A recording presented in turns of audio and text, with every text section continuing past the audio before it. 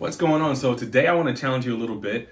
Let's imagine you just got a call, you got to go sit in, you got to play for an artist, and they're like, yo, I want you to come up with the intro to the song before we get into the song. So it's your ideas, your ideas are going to be used for the intro. I just want you to play, and then I'm going to accompany you.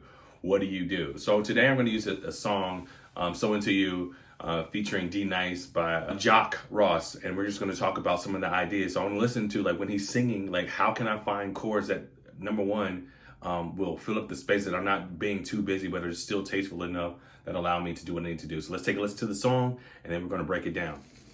With every passing moment. So as I'm listening to his voice, I'm listening to the texture of his voice, the vocal note choices that he's using. Like, he's not doing a lot of runs. I want to leave the space so that he can kind of let his voice resonate. Come on. So it's not a lot of space for me to get in there and make the ideas happen. So I want to find chords that ring out, that resonate, that sit in that space, that allow his voice to be present, where I'm not competing with how he's singing. That's super important, especially when you're in this phase of playing guitar. Maybe you've been asked to do this, so that means you have some sort of knowledge, you can play really well, but how do you decide the choices? So you heard how he was singing, and there was just a lot of space. I don't want to be too busy to clog up the space, so that way I'm not competing with what he's doing. So I'm hearing it, I want to think of like notes, chords that ring out in such a way. So here's the idea that I have. So let's play. With every passing moment,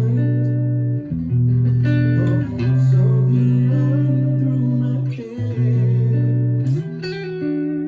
Every time that I'm near you, I realize that you're innocent.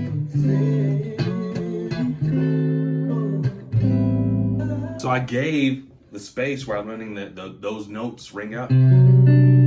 Passing moment.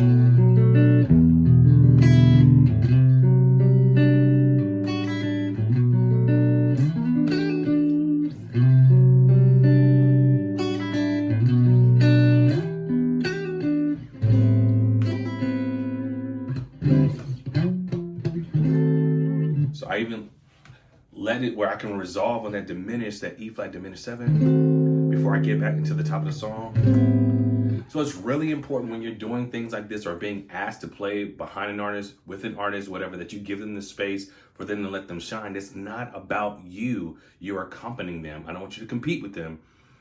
Early in my career, I used to get that all the time. Man, you're just too busy. You're playing too much, whatever the case may be. And I didn't understand that, like, yeah, you're on stage and they ask you to play.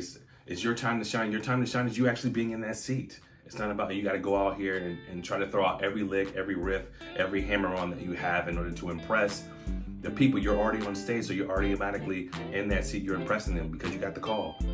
So when you're playing these things like that, be mindful, be sensitive to listen to how the artist is singing, so that way you can accompany them to do your job to the fullest ability. Hi there, it's Kerry. Thank you so much for watching this video. There's so much great content on this channel that's really going to help you unlock the fretboard and play the way that you've always wanted to play. So go ahead, click the subscription button and that notification bell over there, so that way you're always getting the awesome videos and the content that I drop at least once a week. Thank you so much for watching, and keep on practicing. I'll see you soon.